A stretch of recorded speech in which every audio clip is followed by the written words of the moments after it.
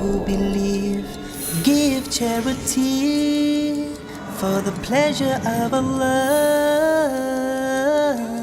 the pleasure of Allah. Oh, you who believe, read the Quran every night of Ramadan, night of Ramadan. Welcome, O Ramadan. It is Ramadan. It is Ramadan.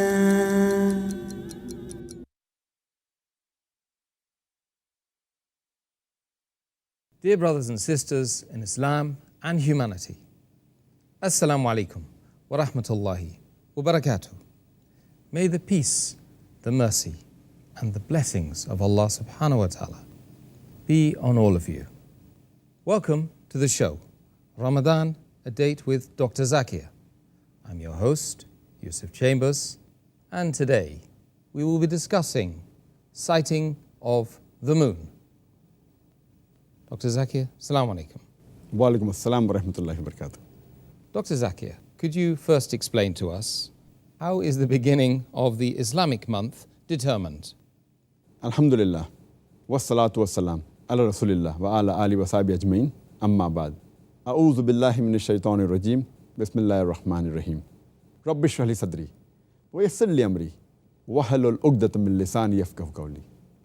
We find that whenever the blessed month of Ramadan approaches, we find a lot of concerns, debates, arguments, and different opinions as far as when does this month begin and end. And we have different people giving their own opinions, etc. But as far as the beginning of the Islamic month is concerned, Allah subhanahu wa ta'ala is very clear in the Quran that it is based only and only on the sighting of the moon. The moment you sight the new moon, the Islamic month begins. And Allah says in the Quran, in Surah Baqarah, chapter number 2, verse number 189, they ask thee concerning the new moons, say, these are signs marked, fixed for a period of time for the affairs of men and for pilgrimage. So Allah is very clear that the moment you sight the new moon, the Islamic month begins. And Muhammad sallallahu alaihi wasallam has made it clear in various Sahih hadith. It's mentioned in Sahih Bukhari, volume number 3, in the book of fasting, hadith number 1909, Abu Hurairah, may Allah be pleased with him, he said, Prophet Muhammad sallallahu alaihi wasallam, Abul Qasim, that was another name, may Allah be pleased with him, he said that fast when you see the crescent of Ramadan. Fast when you see the new moon, that is of Ramadan. And you stop fasting when you see the crescent, that is the new moon of Shawwal.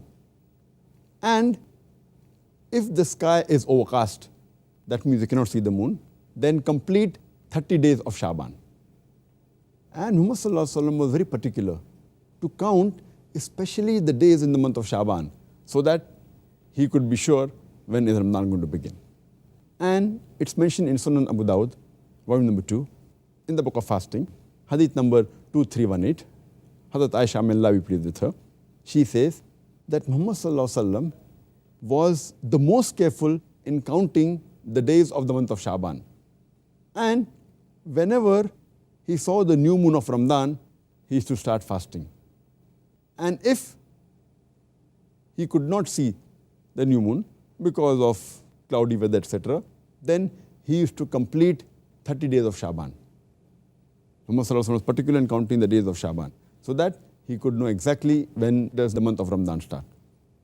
And as far as witness is concerned, whether the moon is sighted or not, the beloved Prophet Muhammad sallallahu alaihi wasallam said, it's mentioned in Sunan Nisa'i, book of fasting, hadith number 2118, the Prophet Muhammad sallallahu alaihi wasallam said, when two just Muslims sight the moon, when they give shahada, then fast or stop your fast. That means when two just Muslims give their verdict, you can start your fasting, start the month of Ramadan, or stop your fasting in the month of Ramadan. Therefore, two witnesses are required for testifying whether the month of Ramadan has started or ended. But there are other group of scholars who also say that one witness is sufficient to start the month of Ramadan based on the hadith of Sunan Abu Dawud, volume number 2, in the book of fasting, hadith number 2335, where Abdullah ibn Umar, may Allah be pleased with him, he said that when people were seeing the moon, trying to find the new moon of Ramadan, I told to the Prophet that I had seen the new moon. The Prophet fasted and he commanded all the people to fast. So based on this one witness alone, most of the scholars, they say that for the beginning of the month of Ramadan, one witness is sufficient. If two, that's preferable, but one is sufficient. And for the end of the month of Ramadan, then 2 witnesses are required. Dr. Zakir, you mentioned the issue of witnesses. What kind of a person's testimony will be accepted for sighting of the moon? As the beloved Prophet Muhammad said, as I mentioned earlier, in Sunan Nisa'i, the book of fasting, hadith number 2118, the beloved Prophet said that if 2 just Muslims, if they sight the moon, then you can start fasting or you can stop fasting. So here the criteria is it should be 2 just Muslims, that they should be adil. The Arabic word used is adil. It comes from the root word adal, which means straight, which means upright. It's opposite of a crooked person. And adil is a person who does all his obligatory acts, all his farais, and he does not commit any major sins, and he persistently does not commit any minor sins, completes all his obligatory acts, includes he fasts, he prays, he gives zakat, etc., etc., and does not do any major sins, which we discussed earlier in the previous episode of major sins, does not slander, does not backbite, etc. The person should be of a good character and should have good eyesight. Being adil is a must. The person, besides being adil, the person also should have a good eyesight. Because only if he has a good eyesight can he sight the moon. If he doesn't have a good eyesight, only being adil is not sufficient, because then he may be deluded. So besides being adil, he should also have a good eyesight. And the criteria that's always laid down by Allah subhanahu wa ta'ala in the Quran, the person should be strong and should be trustworthy. As Allah says in the Quran, in Surah Qasas, chapter number 28, verse number 26, the criteria for such type of people are that they should be strong and they should be trustworthy. Allah says in Surah Qasas, chapter number 28, verse number 26, speaking about narration of the story of Musa alayhi salam, when one of the 2 daughters of Shuaib alayhi salam says that he should employ Musa alayhi salam, "Oh my dear father, employ him on your wages," that means hire Musa alayhi salam, "because you truly require a man to employ who is strong and trustworthy." So strength and trustworthiness, these are the 2 criteria which are required. And a similar message is repeated in Surah Namal, chapter number 27, verse number 39, when Ifrit, one of the jinns, when he's asked to get the throne of Queen Sheba, then he says that truly indeed I have got strength and maybe you can trust me. Means one is the job is entrusted to him. He says he has got strength and you can trust him. So trustworthiness and strength are the 2 criteria required. So witness should be adil, that he should be trustworthy. That's what's important. Okay, thank you for the answer, Dr. Zakir. I'd like to further ask you regarding the sighting the moon. Is one allowed to use astronomical evidence to sight the moon? After all, isn't that more accurate than using a human witness? As far as using astronomical evidence, astronomical calculation or computation for the sighting of moon, as far as Islamic month is concerned, and the suggestions have been given very often, it's mainly given by those people who have lack of knowledge of Islam. Because as far as astronomical calculations are concerned, they were there even at the time of the Prophet. And this suggestion was not given only lately, it has even been given at the time of the Prophet. And when we read the hadith, we come to know what the Prophet said about it. It's mentioned in Sahih Bukhari, volume number 3, in the book of fasting, hadith number 1913, where Ibn Umar, may Allah be pleased with him, he says that the Prophet, peace be upon him, said that we are an illiterate nation and we do not calculate and we do not do accounts, mainly relating to the month of fasting, indicating that we do not use astronomical calculation or computation as far as calculating the Islamic month is concerned. And he said that it's only so and so, and he did thrice, 1, 2, 3. And third time he pressed his thumb, indicating it's either 29 days or it is, he did thrice like that, so and so, indicating it's 30 days. Now he said that we don't use astronomical evidence, astronomical calculation or computation. And immediately there's one more hadith, which is mentioned in Sunan Abu Dawud, volume number 2, in the book of fasting, hadith number 2313, where Ibn Umar, may Allah be pleased with him, it is said that he fasted alone, along with the people, and did not rely on the astronomical evidence, on the astronomical calculation. From here we come to know that we have to rely only on sighting of the moon with your eyes. That's important.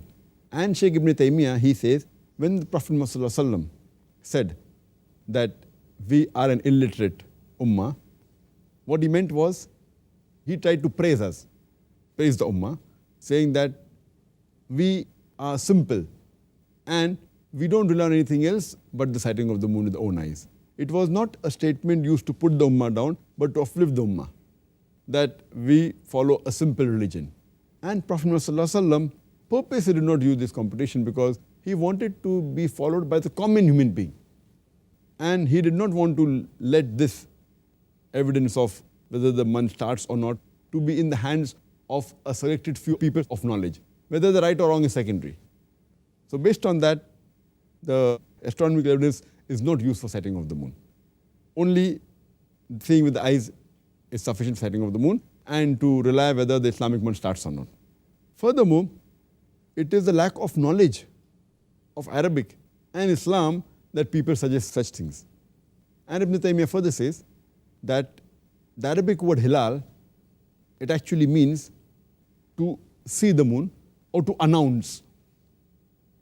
And if the moon is there, but if people don't see it and people don't announce it, then that means the new month hasn't started. Though the moon may be there, but because it's not seen by the people, it's not announced, so it's not started. Furthermore, the Arabic word for month is shahr. It comes from the Arabic word ashar, which means fame. That means unless it becomes famous or it becomes known to the people, the month hasn't started. Many people think that if the moon is there, irrespective whether people sight it or not, whether people know about it or not, whether it becomes famous or not, the month has started. No. It should also be seen by the people and it should be made famous to the people. Then the right Arabic word, shahr, that means known to the people, then can we say the Islamic month has started. So based on this, therefore, the astronomical computation, whether right or wrong, it is not taken into consideration because people should see it themselves. It should be announced and should be made common, then the Islamic month starts. I'm sure that will help a lot of people to understand. Once you've given the derivation of the word, subhanallah, it makes so much sense. Jazakallah khair. Is it correct to confirm the testimony of a person that claims to have sighted the moon via astronomical evidences or otherwise? As I mentioned earlier, that using astronomical evidence to know whether Ramadan has started or not is totally wrong. Even to use it as a reconfirmation for the testimony given by the Muslims is totally incorrect. And there are many reasons for this. Point number one, if the astronomical evidence goes against the people who have testified, that means we are doubting those just Muslims, and doubting a just Muslim is against the Quran and the Sunnah. Point number two, if the astronomical evidence goes against the testimony, it may be that some of our acts of worship may be nullified, which will again create a problem. And point number three, which is the most important, it goes against the sayings of the Prophet. Again is a commandment of the Prophet. The Prophet said that we are an illiterate nation. We do not use astronomical evidence and computations. So it goes against the Prophet, which is the strongest reason and sufficient for us to stay away from it. Point number 4, Allah says in the Quran, in Surah Nisa, chapter number 4, verse number 171, La taglu fi dinikum. Do not commit excess in your religion. Do not commit excesses. And the beloved Prophet Muhammad said, it's mentioned in Sunan Nisa'i, book of Manasik al-Hajj, hadith number 3059, the Prophet said, do not exaggerate, because there were people in the past who have been destroyed because of exaggerations, talking about the Jews. Same the Quran also talks about the Jews, that if you exaggerate, then the chance will be destroyed. So what the Prophet said, Allah says, follow it. If you go too much into exaggeration, then it will be destroyed. And furthermore, the last reason, that people fail to realize that the Prophet said that when you see the moon, then you start fasting. When you see it, then you stop fasting. Based on the hadith which I quoted earlier of Sahih Bukhari, volume number 3, book of fasting, hadith number 1909. So the main thing is that you should see it. So true fasting begins when you see it with your eyes. Or some Muslims see it with the eyes and it's known to the people. If it's not seen with the eyes and if it's not known to the people, then true fasting hasn't begun. So where's the question of astronomical evidence? And furthermore, we find it's mentioned in the hadith of Sahih Muslim, volume number 2, in the book of fasting, hadith number 2393, that once there was a Sahaba who was performing Umrah, and before he reached Makkah, on his way in one of the areas, he saw the moon. And it seemed to be a 2 or a 3 day old moon. So when later on he met Ibn Abbas, may Allah be pleased with him, and told him about this thing that, you're all fasting a month of Ramadan now, but I already saw that the moon was approximately 2 or 3 days old. So Ibn Abbas, may Allah be pleased with him, replies that you start fasting when you see the moon. And if the moon is obscured, it's possible the moon wasn't seen, so complete 30 days. So with this, it's sufficient that we don't have to rely on astronomical evidence at all. Seeing it is important and making it known to the people is important. Then the month of Ramadan starts. If it's not seen, if it's not known, it doesn't start. Okay, once again, you're reaffirming what you've said. I mean, it really is all about us seeing it with our own eyes. But just one last question on instrumentation, if you like. Is one allowed to use a telescope to sight the moon? As far as using telescope for sighting the moon, it's permissible. Because finally, you have to use your eyes. So a telescope, it only makes it easier for you to see. It brings the object closer to you. It seems to be closer. The object is there. The moon is there. The moon doesn't come closer. But it seems closer and it's easily seen. So using the telescope is permissible. It does not at all go against the Sharia, against the saying of the Prophet. There are some people who do object to it, but they fail to realize that then if they object to using telescope, you'll have to object even seeing with the spectacles. Because when a person sees the spectacle, like when I see, I'm using the spectacles, it's nothing but a glass. It's making a correction in my eyesight. And I can see clearly. So if you object to using the telescope, that means you have to object even using the spectacles. Telescope is nothing but there are some lenses, some glasses put, so that it helps you in seeing. So as long as you see with your eyes, it helps you in seeing, there's no problem. So the scholars are unanimous in this, that using telescope is permissible if you want to use it. But it will make a little bit difference, not much difference, because when the moon is there, and if it's a cloudy sky, with the telescope also you can't see it. And if you have a good eyesight, without the telescope, if the moon is to be sighted, it will be seen. But if someone wants to use it, he can use it, it's permissible. No, it makes sense to me. Dr. Zakir, if a person starts fasting in one country, he then travels to a second country. In that country, their month has started 2 days after his country of origin. Should he end his fast according to the country that he's traveled to? This would mean, of course, that he would end up fasting 31 or even 32 days. Is this correct for him to do that?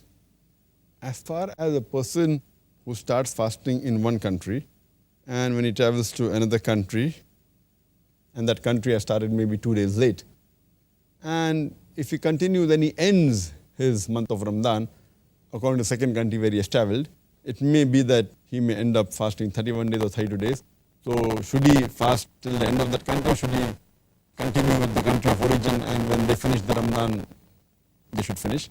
As far as this question is concerned, as Allah's Prophet has clearly mentioned in the hadith of Sahih Bukhari, volume number 3, book of fasting, hadith number 1907 and 1909, that a Prophet said that when you see the new moon, you start fasting, and when you see the new moon, you stop fasting. So based on this, but natural, and another hadith of Tirmidhi, book of fasting, hadith number 697, the beloved Prophet said, the fast is the day you all fast. And the breaking of the fast is the day when you all break the fast. And the day of sacrifice is the day when you all sacrifice, indicating it should be done in congregation, it should be in jama'ah. It can't be done individually. So because the person, when he shifts from one country to another country, he should follow the rules and regulations as the people of that country where he's staying in. So if he stays in a country where they start fasting early, he should start fasting early with them. And if he goes to a country where the fasting is delayed, the month of Ramadan is delayed by 2 days, he should continue with them. Even if he has to fast 1 or 2 days more, he has to continue doing that. Because he has to be with the jama'ah, he has to be with the people. It cannot be that the other people are fasting and he's not fasting. He should maintain the jama'ah. That as what the people are doing in the country where he's living, he should continue doing that. Even if he has to fast 1 or 2 days more. I know the month of Ramadan either has 29 days or 30 days, but since he has to follow the hadith, that the fast is the day when all the people fast. And the breaking of the fast is the day when all the people break the fast. So he should continue and break the fast only when all the people break, even if he has to fast 1 or 2 days more. And similarly, if a person, when he starts fasting, and if he travels to another country, and maybe the sunset is about 2 hours late, so he has to fast 2 hours more. He can't say the country of origin, the sun was setting at 6 o'clock, and here it is setting at 8 o'clock, so I will fast 2 hours less. No. So the same way, as far as setting of the moon is concerned, he has to do extra days. If it's the vice versa, if a person starts fasting, if a person starts the month of Ramadan in a country and then goes to a country which has already started the month of Ramadan 2 days earlier than the country of origin, or 1 day earlier than the country of origin, in this case also, he has to continue fasting with the people of that area, even though he may have to fast 1 day less. Maybe he'll have to fast only 28 days. But in this case, since a month cannot be 28 days, he has to celebrate Eid with the people of that country. But later on, he should compensate for the fast he has missed, because the month of Ramadan cannot have 28 days. So if both the countries where he started and ended, both have got 30 days, and if he fasted for 28 days, then he has to compensate 2 days. But if the country of origin had 29 days, or the country of to which he has traveled has 29 days, then he has the option of only fasting for 29 days. Then he has to make up only one fast. But he has to complete at least 29 or 30 days, depending upon the country of origin and destination. And maybe if you want to get more reward, you have to travel east. Dr. Zakir, perhaps you could shed some light on the issue of why it is that the Muslims of the world are not united as regards to the fasting and the celebration of Eid al-Fitr and Eid al-Adha. As far as Muslims throughout the world be united in starting the month of Ramadan, ending the month of Ramadan, and celebrating Eid, there are scholars which are divided. There is one group of scholars who say that throughout the world you should follow the timing of Makkah. So if Makkah starts the month of Ramadan, everyone throughout the world should follow Ramadan. If Makkah ends Ramadan, then everyone throughout the world should end Ramadan. And if Makkah celebrates Eid, then everyone else in the world should celebrate Eid. And this is the view even of Sheikh bin Baz, when a person asked him that he was a Saudi who traveled to Spain, and he said that I have been fasting according to the calendar of Makkah. In Makkah, if I start fasting, I started fasting in Spain according to Makkah, and ended fasting according to Makkah, and celebrated Eid according to Makkah. Is it right? And Sheikh bin Baz said there's no problem, it is right, because Makkah is the holy city. But the other group of scholars, they disagree and they say that the timings should be according to the area. There should be time zones. As Allah says in the Quran, in Surah Baqarah, chapter number 2, verse number 185, that if you sight the moon, so those who sight the moon, those who witness the moon, or those who are present at home, in the month, they should fast. And our beloved Prophet ﷺ also said, mentioned in Sahih Bukhari, volume number 3 in the book of fasting, hadith number 1907 and 1909, the Prophet said that when you see the new moon of Ramadan, then you start your fast, and when you see the new moon of Shawwal, then you end the fast. So based on this, the people of that area should see the moon, and if that area is common, it may be one city, it may be a full country, or a couple of countries together, that is right ruling. And Shaykh Ibn Taymiyyah says that you cannot have that all together. You cannot have all the Muslims in the world fasting together. And he also says that even according to scientific evidence, even according to astronomical evidence, it's not possible that all the Muslims throughout the world can fast on one day. Because the moon cannot be sighted all together on one day. There has to be difference. So it's illogical to say that we should fast all together. And the beloved Prophet ﷺ said, it's mentioned in Tirmidhi, book of fasting, hadith number 697, that the fast is when you all fast. And the breaking of fast is when you all break the fast. And the day of sacrifice is when all the people sacrifice. So as long as people of that area, they fast, it is sufficient, that is fasting. And when people of that area, that locality, that city or country, if they break the fast, then break the fast. Because as we see that there is no difference of opinion as far as the timings of sun is concerned. As far as starting of the each day, as far as when the day starts and the day ends, there is no difference of opinion. It's mentioned in the Quran in Surah Baqarah, chapter number 2, verse number 187. It says that eat and drink until the white thread of dawn is distinguished from the black thread, and fast till the night falls, until the sun sets. So here, in each part of the world, the sun sets earlier. That does not mean because in Malaysia the sun sets earlier, in Bombay I will end my fast earlier. So that means the people in Makkah also should end it early. And if in the Western world the sun sets a bit late, I'll also end my fast late. There is unanimous agreement throughout the world that you have to follow the timing of the sun according to your local timing. If the sun sets in your area, then you stop fasting and you can eat. If the dawn breaks in your area, then you stop eating and you start fasting. There is no difference of opinion. So as we follow the sun, we should even follow the moon the same way. Imagine if we celebrate Eid, if the new moon of Shawwal is sighted in Makkah, and we celebrate Eid, maybe in America, in the West, the moon may have been sighted one day earlier. That means they have to celebrate Eid one day later. And in Pakistan or India, the new moon will be sighted 1 or 2 days later. So does it mean that they have to celebrate Eid in the month of Ramadan? And imagine those people, if they are for a Makkah timing, they'll have to fast even on the day of Eid. In America, where the moon, maybe it's seen Monday earlier, that means they will have to fast on the day of Eid, which is haram. Prophet said you cannot fast on the day of Eid. So here we realize that we have to follow the same rule as we follow for the timing of the sun. Otherwise there will be a big chaos and it will not be practically possible.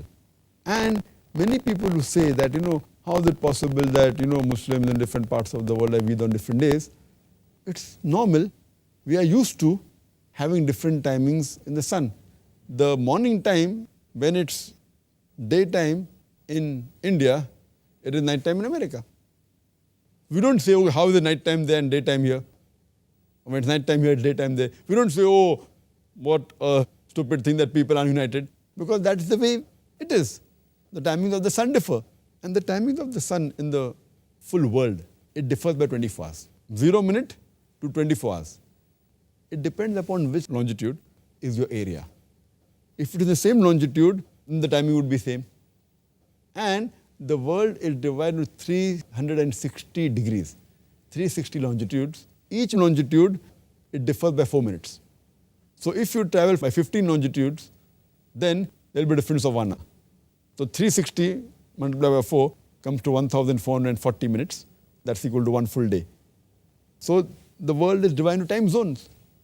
Now, just for the betterment, for ease, what we do, that though India has got more than 15 degrees longitude, yet the time is common. They take a center point and they say whether it's Bombay or Gujarat, one end of India, or whether it's Assam, the other end of India, the breadth, yet they follow the same timing. They take the central time. But in countries like USA, the width is much more. It is more than 30 degrees. The timing may differ more than 2 hours, but they have approximately 4 time zones. The time in Los Angeles is 2 hours earlier than the time in New York. So it differs. So there it will be, imagine, person phones from New York to Los Angeles, and he wonders that they're 2 hours earlier, but this is how the time zones are divided. And people are living with it. The same way people fail to realize that as far as scientific evidence for moon is concerned, the new moon can differ by 1 or 2 days. It is scientific. It's not possible that the new moon can occur throughout the world on the same day. It's not possible. It is unscientific. And I had just spoken to a scientist who was specialized in the field of astronomy, just in London and been there. And he told me that 1 or 2 days is common. Sometimes there can even be a difference of 3 days. Sighting the moon, in one part of the world to the other part of the world, it can be a difference even of 3 days. And once in a blue moon, it can even go up to 4 days. It may happen, I don't know, once in 1,000 years. I don't know. He gave some calculation, which I don't understand. But normally, differing by 1 or 2 days is common. It is scientific. The new moon cannot be sighted on the same day throughout the world. How the sun cannot rise on the same day throughout the world. So here people fail to realize that celebrating same day throughout the world will be unscientific, and it will be un-Islamic also.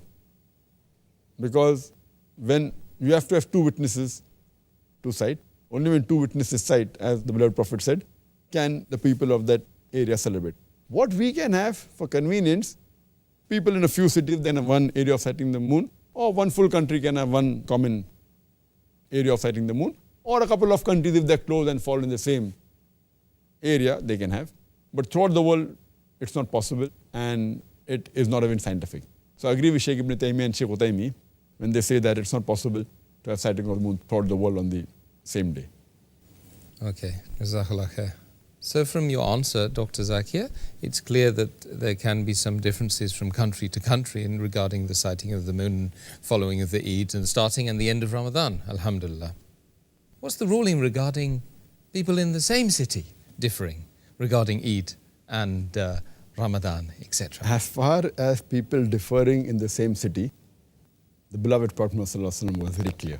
It's clearly mentioned in the Hadith of Tirmidhi, in the book of fasting, Hadith number 697.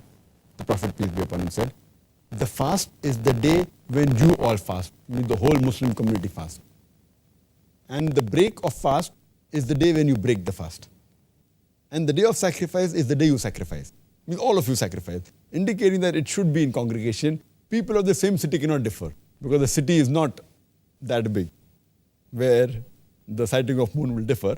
So the area of sighting of the moon has to cover at least one city. I don't know of any city in the world which is so big that covers a very large area. There can be occasions when few cities can be clubbed together and they can have the same area of sighting of moon. Or the full country can, as I mentioned earlier, can have the same sighting of moon. Or there can be a few countries close to each other, may have the same sighting of moon. But as far as the city is concerned, they should have the same sighting of moon. A person cannot differ. Like in the same city, one person starting Ramadan today, other person starting tomorrow, it's not permissible. All have to start Ramadan together, end Ramadan together, and celebrate Eid together. Jazakallah khair. It's very logical and straightforward. It's not rocket science. Dr. Zakir, there are many non-Muslims, no doubt, and I have met some of them, who are confused, and they often ask themselves, what sort of a religion is this in which people of the same city, are not united upon this wonderful day, this celebration of Eid, and also the beginning and the ending of Ramadan? I would really appreciate it if you could comment on that. I do agree with you that many a time we Muslims make a laughing stock of ourselves. That they wonder what sort of religion is this Islam where people are united. In the same city, you have 2 different days of Eid. Sometimes you have 3 days, 3 different days of Eid. today, tomorrow, day after tomorrow. 3 different days of Eid. So they wonder, what sort of religion is this? And for this, as I explained to you in the earlier 2 answers, Islam is very clear. There is a unanimous decision. But we Muslims are to blame. It is not Islam. We Muslims are to blame because the Prophet Muhammad was very clear that we should be united. The Quran is very clear. It is we Muslims who are to blame that we are divided. The problem is not in Islam. The problem is in us Muslims. The problem is that we have many Hilal committees. Many. One city has 3-4 Hilal committees. Or many times there is one Hilal committee, but there are subdivisions, each belonging to one group.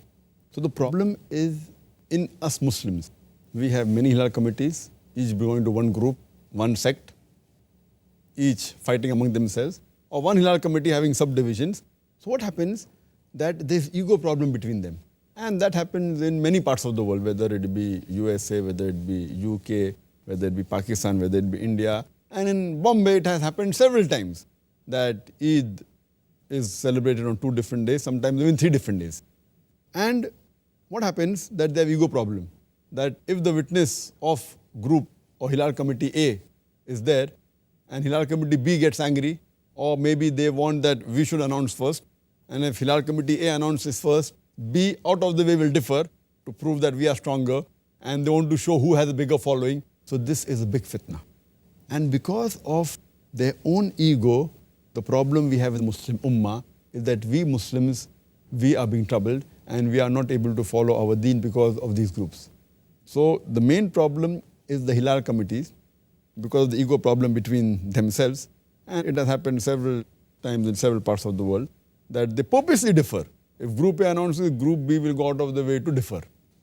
So, what we should have, we should get together and no problem. For the betterment of the Ummah, we should let our ego go down. And we should come together on a common platform. And whoever has more ego, let him lead, no problem. As long as we unitedly celebrate the Eid. As the Prophet said, you fast when all the people fast. You break the fast when all the people break the fast. You celebrate Eid when all the people celebrate Eid. So if you let the ego be reduced and let us come together and see to celebrate the Eid together, then this problem, otherwise this problem will never be solved. And previously there used to be 2 different dates.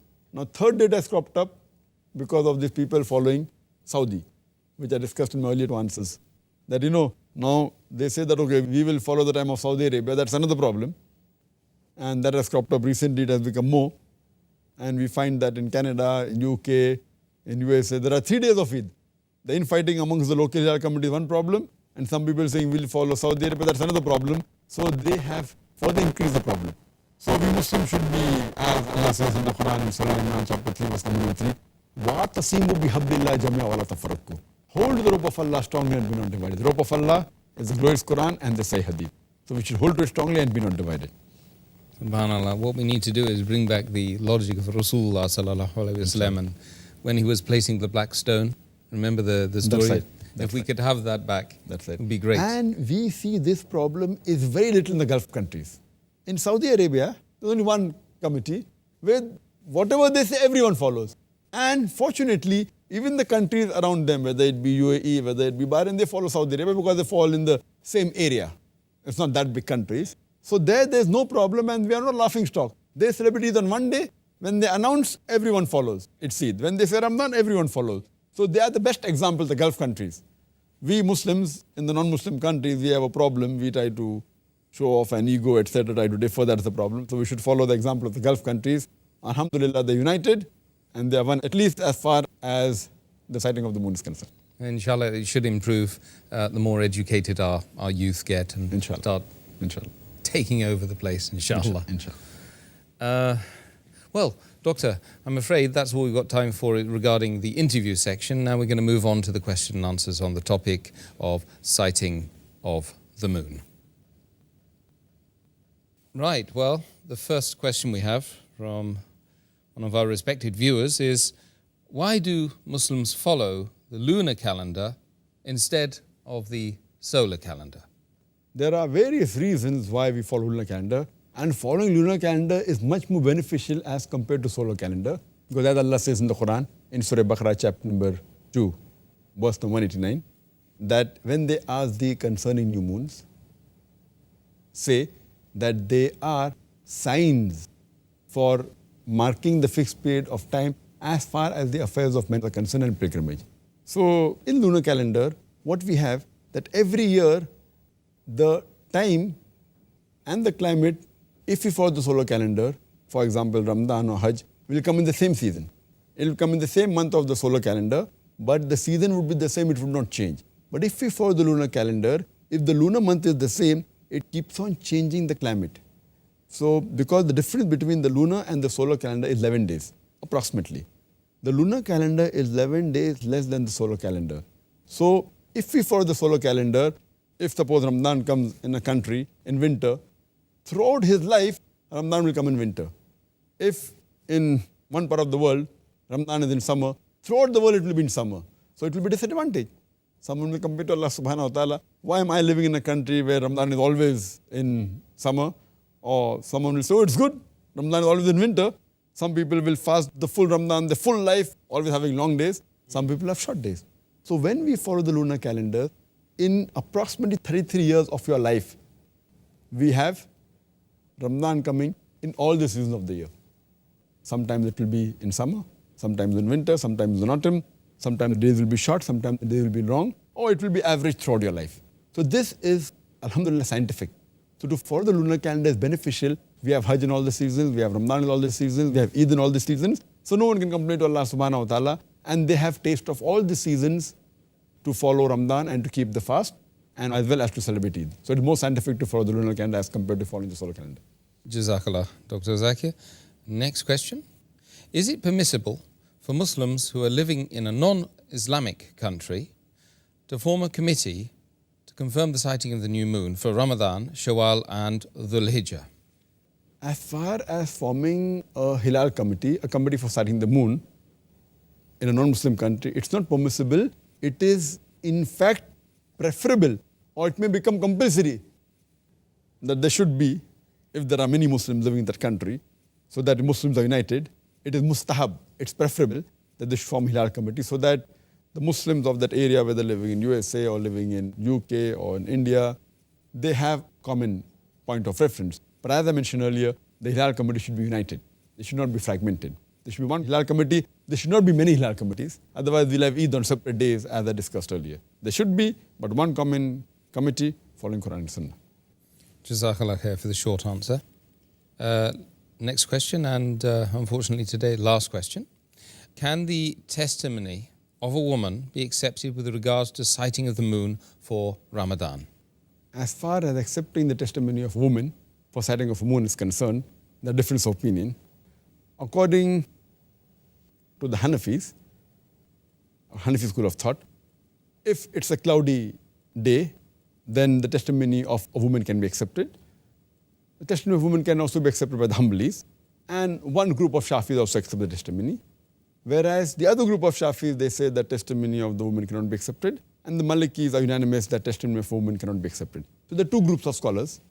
One group says that it can be accepted, one they say it cannot be accepted. And Sheikh Utaymi, may Allah have mercy on him, he says that the testimony of women cannot be accepted. And he gives reasons for that. He says that because the Quran says that there should be two just witnesses. And the Arabic word used in the hadith of Tirmidhi, book of fasting, hadith number 2118, it says shahidain. So he says the woman is a shahida, not a shahid. So based on that argument, he says that woman testimony cannot be accepted. The other group of scholars, they said can be accepted. And as far as the Arabic word is concerned, that many a time when the male word is used, the even woman is included. So to just pick on the word and say that, so the other group of scholars say that it's not right to pick on the word and say because it's shahidain, a woman cannot be accepted. And furthermore, they say, the group which say that woman testimony can be accepted, they say that when we ask a woman that which is the direction of Qibla, and the woman shows the direction, but naturally we follow it. And we can ask the timings of Salah to a woman if you go to a foreign land, that what is the timing of Salah, and she tells the timing, it's accepted. So when we accept this, why can't we accept the sighting of the moon? That's what they argue. And further they argue that many of the hadith have been narrated only by one narrator, the chain of narration. And Hazrat Aisha, may Allah be pleased with her, the wife of the Prophet, she alone has narrated no less than 2,220 hadith. So when her alone witness is accepted. Even this hadith on the sighting of the moon is hadith of Hazrat Aisha. So when we can accept her narration alone, so why can't we accept the shahada of the moon? So this argument is very strong, that when we can accept that Hazrat Aisha, may Allah be with her, when she narrated the hadith of sighting of the moon, and we accept the hadith, so why can't we accept when she says that she has seen the moon? So the group which says that woman's testimony can be accepted is much more acceptable, though there is a difference of opinion in this aspect. Well, Jazakallah khair for your excellent answers today, Dr. Zakir Naik.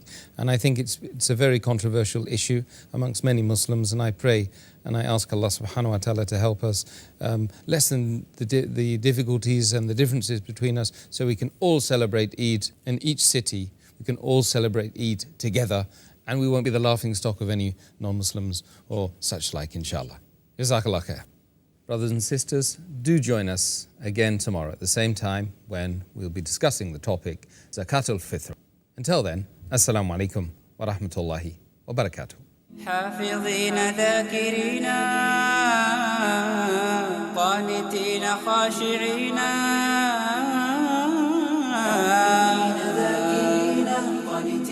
خاشعين مسلمين مؤمنين للإله عابدين. شهرنا صوم وعتق وقنوت فيه صدق، يومنا صبر ورفق بدموع البائسين. رمضان قد أهل بالصيام وأطل مسعدا أهلا وخلا ليته في